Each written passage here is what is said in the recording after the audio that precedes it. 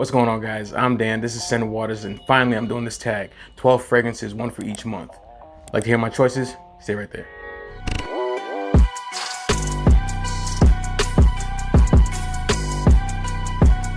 So not too long ago, Darian, the Bowtie fragrance guy, started the tag video, 12 fragrances, one for each month. And Big Beard B tagged me in the video, and also JC Justin Copeland tagged me as well. If anybody else tagged me, I apologize, I just didn't see the video. Life happens, now I'm finally doing the video. So here are my choices for 12 fragrances, one for each month. So first month, January. Usually in January, for most of the country, it's frigid cold. But here in Florida, it's like in the high 70s or low 70s, 74 on average. So my choice for January would be Pegasus from Parfums de Marly. Pegasus from Parfums de Marly, in my opinion, is a dope fragrance. It has an almond vibe and lavender and whatnot. It has the Dior Hypnotic Poison, I think that's what it is. That is like almost like a clone of that, but with their own masculine twist on it. I think it works great for the cooler weather. Cooler because here in Florida it's not cold. You might have like probably maybe out of the whole year 2 hours of actual cold here in Florida. But this I feel would work perfect for January. Pegasus. Next up, February. And my choice for February would be Dior Homme Intense. Once again, down here in Florida, it doesn't really get too cold, but that I really don't care. I usually wear whatever I want, even in the hot weather. So Dior Homme Intense has that nice, thick, waxy vibe, makeup bag as most people say, but it has like the ambery, very sultry, very alluring scent. I love it a lot. It's not many fragrances that I like the note of iris in, but Dior, they do a great job in putting it in their fragrances. There's a few other companies that do well as well with the iris, but Dior Homme, it's a nice scent, very nice. I feel it works perfect for the cooler weather, spring, fall, even winter as well. But Dior Homme Intense, if you ever get a chance, and this Dior Homme Intense is pre the reformulation, where from what I've heard is a lot lighter scent. I haven't smelled it, so I can't really put my 2 cents on that one, but Dior Homme Intense, if you get a chance, get your nose on it, February. My choice for March would be Oud from Maison Francis Kurkdjian.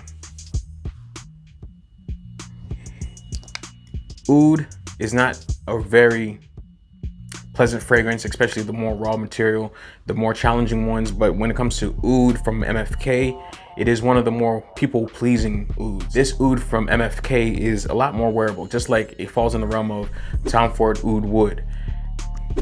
It has a freshness to it, it has the oudiness to it, but it is a very clean, very wearable oud, one that I feel that works perfect for the office setting. It's very fresh. It's a nice, fresh, wearable oud. Very sexy, for me at least. Check it out, March, Oud from MFK. Next month up is April, and my choice for April is Elysium from Roja. Put a little dent in that if you can see. Elysium.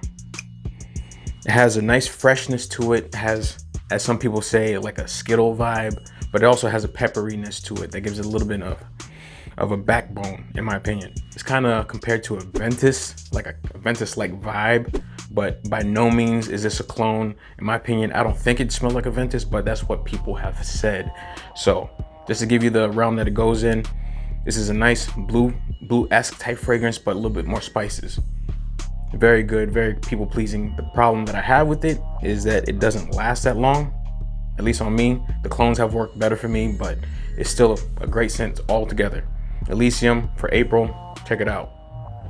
So for the month of May, I'm gonna pick something with a little bit more citruses, something a little bit brighter, and my choice for that would be from Martin Margiela, Under the Lemon Tree.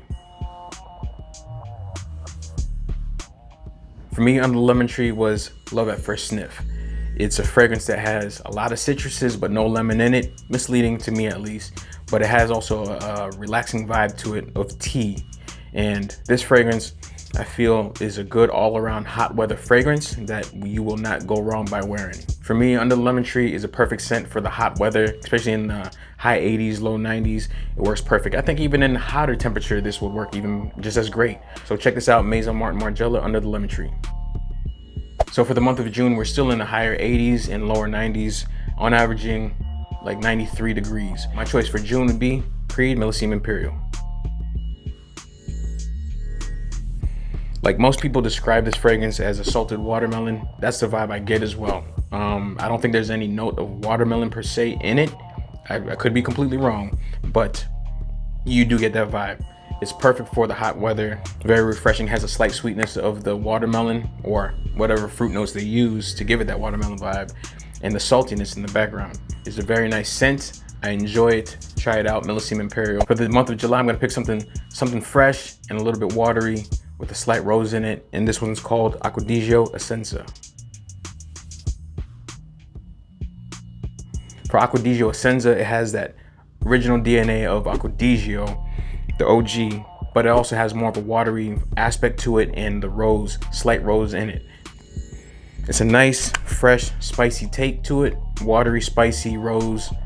It's kind of hard to really say, but it works. In my opinion, it's a beautiful scent. I think it discontinued, or if you can still find it, it's not going for a cheap price. But if ever you get a chance, get your nose on it, Acquadigio Essenza. In the month of August, we're in the thick of the heat. You have the heat index close to 110, sometimes above that. And I like something fresh out the shower that makes me feel clean, and that goes to Azzaro Chrome. One of the OG fragrances, nice, clean, synthetic fragrance. Nothing natural about this, but honestly, when it's on skin, it smells amazing. Especially when you start sweating, it gives off a different vibe that I feel is just, it's a go-to fragrance. It's like a dumb reach, clean, classic scent. If you haven't smelled it, you're kind of missing out if you like fresh scents. Azzaro Chrome for the month of August. For the month of September, it does get a little bit cooler. Nothing crazy. We're still in the low 90s, but the humidity knocks it up to almost like 99, 100. And you still want something that gives you that beachy vibe. So I go with Cocoa Moon from Beach Giza.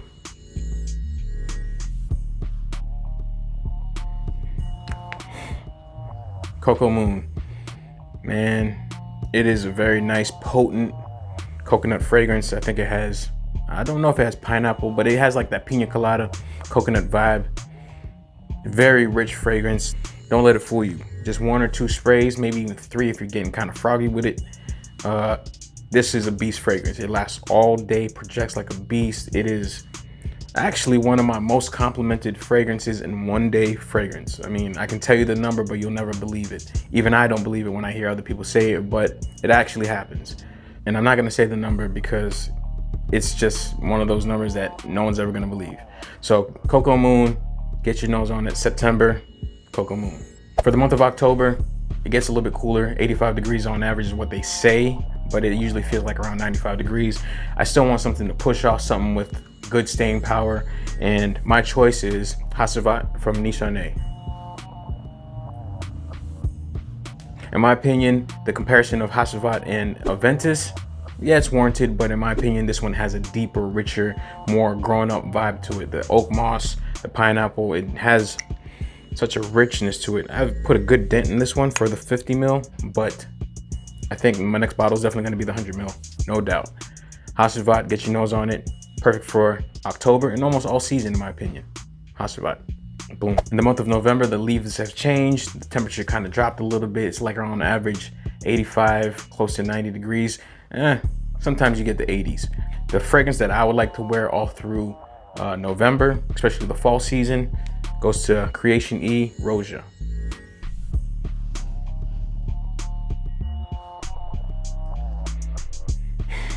That Coca-Cola vibe that everybody talks about, that rummy, boozy, vanilla aspect that comes in this is so comforting, so warming. I actually wore this at a barbecue during the summer, and you would have thought that this wouldn't work, but the compliments came along with it. And it got great compliments. But in my opinion, it would work better for the cooler weather, especially in November when you have that holiday season. The leaves are falling. For me, Creation E just looks like it would suit better in the fall. More of the November vibe. Get your nose on it, Roja, Creation E. Parfum Cologne. Last up for the month of December would be quote unquote the colder month, but here in Florida, it's maybe 70. Maybe in the morning, it might start off at 65, but in the afternoon, it actually gets up to like the high 70s, close to 80 at times. But if you know the sound of this, you already know what brand it might be. And it goes to Montal, and this one is called Instant Cafe by Montal. The coffee and rose combo in this, for me, is amazing. Not a lot of people like it. Some people think this is a basic fragrance. It's nothing crazy. I think they have the newer Ristretto Intense Cafe, and that one has more of a coffee note in it, which more people wanted to begin with. But for me, this one works very well. I've smelled the Ristretto, which smells very great, but this one, the OG of the two, I like this a lot. The rose in here makes it very unisex. Not a lot of people like it. Not a lot of people think that they can wear it as a masculine fragrance, but I've gotten great compliments with this one as well. I just love the scent so much that I bought a candle of the same exact scent from Montal. So for the month of December, Instant Cafe, Coffee and Rose, check it out. So there you go, guys. Those are my 12 fragrances, one for each month. Thank you, Darian, for making this tag. And also thank you, Big Beard B and JC, Justin Copeland, for tagging me in this. And anybody else who has possibly tagged me that I did not notice or see. I appreciate y'all. If you haven't done this tag yet and you'd like to, please join along. Please feel free. I'd love to see everybody else's choices. 12 solid fragrances, one for each month. All solid fragrances, in my opinion, bangers. But at the end of the day, still scented water.